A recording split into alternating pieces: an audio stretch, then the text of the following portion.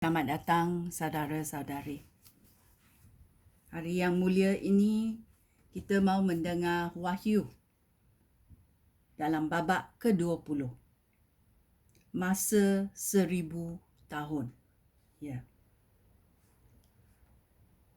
Di dunia ini kita pun sudah tahu kita manusia sudah hidup banyak ribu tahun. Ya. Mari kita tengok 1000 tahun yang akan datang. Apa terjadi? Kemudian, aku nampak satu malaikat turun dari syurga. Dia memegang kunci jurang maut dan seutas rantai besar. Dia menangkap naga itu, ular tua itu, iaitu iblis atau syaitan, dan merantainya selama 1000 tahun. Malaikat itu membuang naga itu ke dalam jurang maut, lalu mengunci jurang itu dan memerantaikannya supaya naga itu tidak dapat menipu bangsa-bangsa lagi, sehingga masa 1000 tahun itu berlalu. Selepas itu, naga itu mesti dilepaskan untuk masa yang singkat. Kemudian, aku nampak takhta-takhta dan orang yang duduk di atas takhta-takhta itu diberikan kuasa untuk menghakimi. Aku juga melihat roh-roh orang yang sudah dipancung kerana memberitakan ajaran benar yang dinyatakan oleh Yesus dan kerana menyampaikan firman Allah. Mereka tidak menyembah binatang itu ataupun patungnya. Mereka tidak menerima tanda binatang itu pada dahi ataupun pada tangan.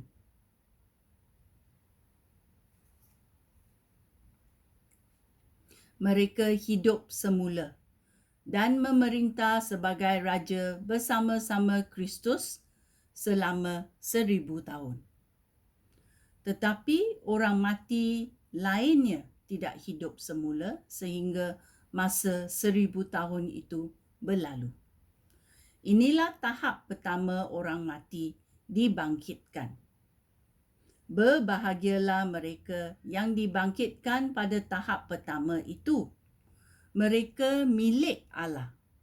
Kematian tahap kedua tidak berkuasa atas mereka.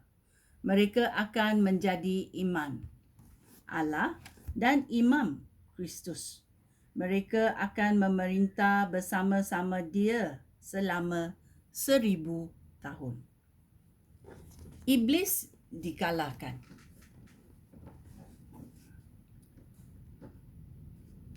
Ayat 7. Selepas masa 1000 tahun itu berlalu, Iblis akan dilepaskan dari penjara dan dia akan pergi menipu bangsa-bangsa yang tersebar di seluruh dunia, iaitu Gog dan Magog. Iblis akan mengumpulkan mereka semua untuk berperang dan mereka sebanyak pasir di pantai. Mereka berpecah-pecah ke seluruh dunia, lalu mengepung perkemahan umat Allah dan kota yang dikasihinya. Tetapi api turun dari langit dan memusnahkan bangsa-bangsa itu. Kemudian iblis yang telah menipu mereka itu dibuang ke dalam lautan api dan belerang. Di situlah tempat binatang itu dan nabi palsu itu telah dibuang dahulu. Mereka semua akan diseksa siang dan malam untuk selama-lamanya. Hukuman terakhir. Ayat 11. Kemudian, aku nampak sebuah takhta besar berwarna putih dan dia yang duduk di atasnya. Langit dan bumi lari dari hadiratnya sehingga tidak berkelihatan lagi. Aku nampak orang yang sudah mati, baik orang besar maupun orang biasa. Semuanya berdiri di hadapan takhta itu. Lalu kitab-kitab pun dibuka dan sebuah kitab lain juga dibuka, iaitu kitab orang hidup. Orang yang sudah mati dihakimi menurut perbuatan mereka seperti yang tertulis di dalam kitab-kitab itu. Lalu laut menyerahkan orang mati yang ada di dalamnya. Maut dan alam maut pun menyerahkan orang mati yang di situ. Semua orang mati diadili menurut perbuatan masing-masing. Kemudian maut dan alam maut dibuang ke dalam lautan api. Lautan api ini kematian tahap kedua.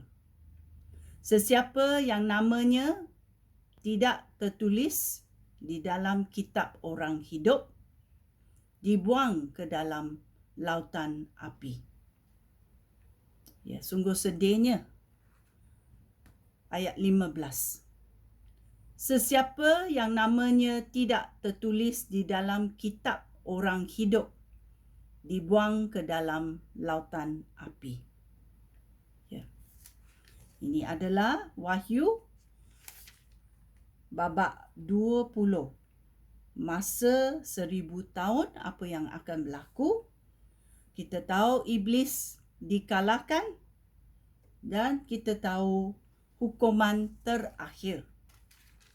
Dan akibat hukuman itu adalah ayat 15.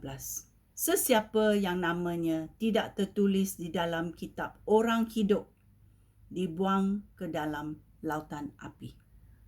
Ya.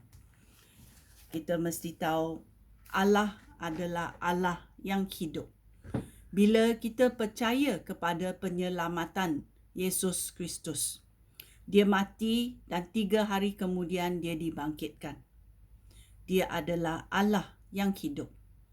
Maukah kamu percaya kepada Allah yang hidup? Ya. Sekian, terima kasih. Shalom.